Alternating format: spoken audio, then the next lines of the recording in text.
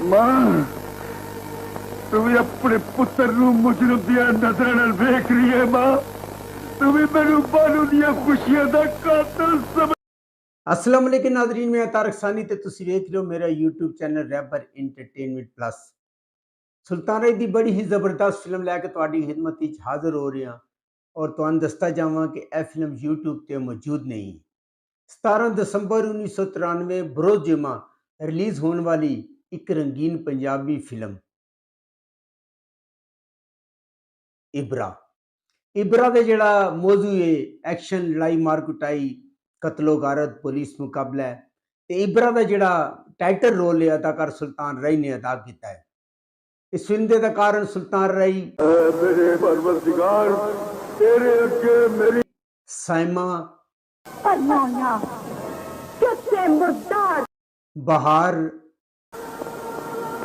तो बगैर वापस जाएगी। गुलाम मोहुद्दीन, डिप्टी शकील दी भैन दी रूबी नियाजी, ठंड पै गई तेरी एक जल्दी सोनिया, सब मेरे वीर की शराफत, नेकी, सावन,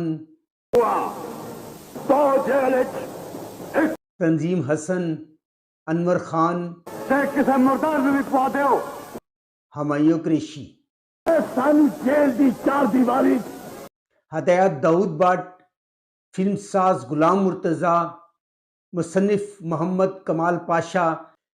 एक कहानी है इबरार दी। इबरार उर्फ इबरा। इबरा एक शरीफ इंसान होंदा है और मस्जिद का इमाम जदों देखता है कि साइमा नूं चंद गुंडियां ने घेरिया होया है तो वो इबरे नूं मजबूर करता है कि वो इस जुल्म के खिलाफ आवाज़ चुके। साइमा ने इस फिल्म के अंदर बलोरी का किरदार अदा किया जी बर्फ बेचण वाली होंदी है और बलोरी जी होंदी एक मुंह फट और हथ छुट किस्म की कुड़ी होंदी है। खैर अबरा इस इमाम साहब के समझाने ते इस झगड़े पै जाता है और उहदे हाथों जिहड़ा ना कतल हो जाता है और कतल होने वाला एक मुजरम होंदा है, एक पुलिस का इश्तिहारी होंदा है। इबरा दी लाश लैके आईजी को जाता है, आईजी उन्होंने शाबाश देता है और इनाम कराम तो नवाजता है। नहीं मैं अपनी मां के जनाजे नूं कंधा दे सकिया ते ना ही अपनी बहन की लाश का। सारा शहर इबर की इज्जत करता है क्योंकि इबरा एक गुंडा नहीं होंदा बल्कि लोगों के काम आने वाला इंसान होंदा है। नुकरा पहलवान जिसका किरदार अदाकार सावन ने अदा किया है। कमेटी के तनाजे ते नुकरा पहलवान के नाल ओहदी दुश्मनी का आगाज होंदा है। नुकरा पहलवान के 3 पुत्र होंदे ने, अल्ताफ खान, हमायूं कुरैशी और अनवर खान। अल्ताफ खान नूं इबरा जिहड़ा ना कतल कर देंदा है और इत्थों इन्हां दी दुश्मनी का आगाज होंदा है। हमायूं कुरैशी ते अनवर खान दोनों जेल विच होंदे ने। इस फिल्म के अंदर गुलाम मोहुद्दीन ने एक जेलर का किरदार अदा किया जिसका नाम अकबर होंदा है और अकबर नूं रूबी नियाजी जिहड़ी होंदी वो प्यार करती है। अकबर की मां सीमा बेगम और इहदी भैन नाजी होंदी है और बहार बेगम ने इस फिल्म के अंदर रस्मे मामूल इबरे की मां का किरदार अदा किया और सोनिया ओहदी भैन होंदी है। तंजीम हसन ने रूबी नियाजी के भरा का किरदार अदा किया है जिहड़ा खुद एक पुलिस ऑफिसर होंदा है। नुकरा जिहड़ा पहलवान होंदा है वो पुलिस वाले नूं रिश्वत देंदा है। रिश्वत लैण तो बाद थानेदार जिहड़ा सरेआम इबरे की मां ते भैन नूं जलील करदा है। जदों इबरे नूं ये पता चलता है ते इबरा उस थानेदार नूं कतल कर देंदा है। पुलिस इबरे नूं गिरफ्तार कर लैंदी है। तलब गवाही न होने के सबब इबरे नूं बाइज्जत तौर ते बरी कर देंदी है। सैमा का इस फिल्म में किरदार को रवायती है जिस तरह आम फिल्म देखा होगा कि सैमा 2-4 गाने कर दिए। इधर एन शादी वाले दिन जदों इबरा सोना खरीद रहा होंदा है नुकरे के पुत्र उससे हमला कर देंदे ने और इस हमले के दौरान इबरे कोलों कतल हो जाता है।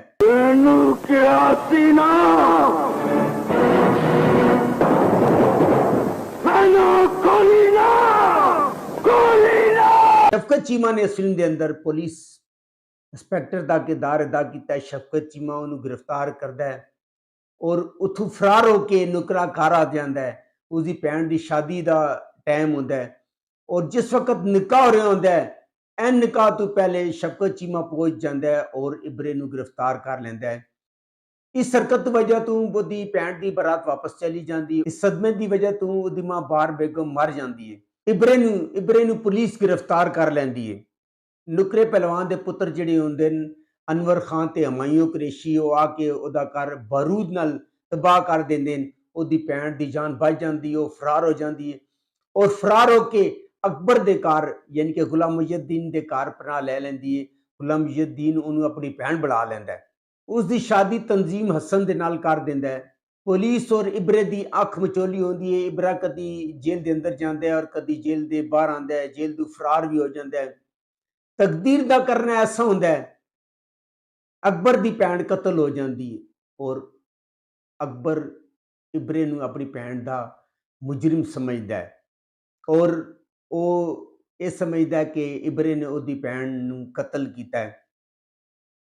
जैसा कि मैं तुहानूं पहले दस्सिया है कि पुलिस की ते इबरे की अख मचोली होंदी है। कदी इबरा जेल जाता है, कदी जेल तो वापस आता है और जेल तो आने तो बाद जदों उन्होंने पता चलता है कि तंजीम हसन के घर एक बच्ची है, वो बच्ची उसकी भैन सोनिया की होंदी है। वो बच्ची नूं अगवा कर लैंदा है और अगवा करके उन्होंने तानी बेगम जिहड़ी तवाइफ होंदी है ਉਹਦੇ कोठे ते पहुंचा देंदा है।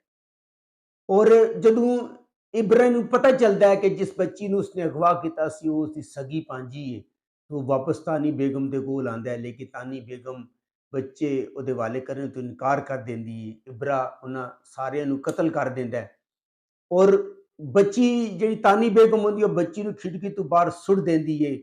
बच्ची नूं जिहड़ी सैमा होंदी है बलोरी वो पकड़ लैंदी है। अनवर खान ते हमायूं कुरैशी आ जांदे न और बलोरी नूं कतल करने तो बाद बच्ची नूं अगवा करके लै जांदे न और इबरा उन्हां दा पीछा करदा है और बच्ची उन्हां तों हासिल करने की कोशिश करता है। इबरे नूं वो काबू करके बन लैंदे न। खैर अकबर उसकी मदद नूं आ जांदा है और वो बच्ची नूं बड़ा जबरदस्त नाज़रीन सीन है जदों बच्ची नूं गड्डी तले देना चाहते लेकिन एक बाज आ जाता है और बच्ची नूं चुक के लै जाता है। खैर इबरा दुश्मनों का मुकाबला करता है और सारिਆਂ ਨੂੰ मार के बच्ची हासिल करके अपने भैन के हवाले कर देता है। जैसा कि नाज़रीन मैं तुहानूं दस्सिया यह फिल्म यूट्यूब पर मौजूद नहीं है। अगर तुसीं फिल्म देखनी है तो तुसीं डेली मोशन ते जाके फिल्म देख सकते हो। अगर तुहानूं मेरी मालूमात अच्छी लगी होवे मेरे चैनल नूं लाइक करो, सबसक्राइब करो ते शेयर करो ते नैक्सट वीडियो तक रब रख।